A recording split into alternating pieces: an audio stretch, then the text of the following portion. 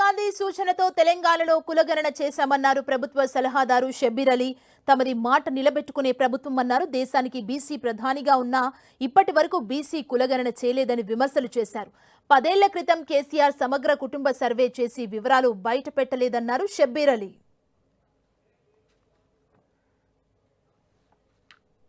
Last year same 4th February 2024 కు ఈ కులగణన బిల్లు క్యాబినెట్ ఆమోదించి దీన్ని ఇంప్లిమెంట్కు ఆర్డర్ ఇవ్వడం జరిగింది. మళ్ళీ 1 year ఎగ్జాక్ట్ 1 yearలో 4th February 2025లో రేపు అసెంబ్లీలో క్యాబినెట్లో అసెంబ్లీలో పెట్టి దీన్ని అమలు చేయబోతున్నాం. ఇది దమ్మున్న సర్కార్, మాట ఇస్తే మాట మీద నిలబడే సర్కార్.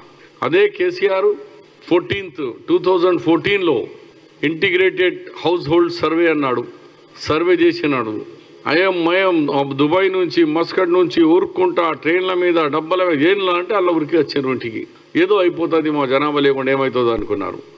కానీ దురదృష్టం ఇప్పుడు వరకు ఆ కులగణన సర్వే బయటికి పెట్టలే కేసీఆర్ 10 సంవత్సరాలు.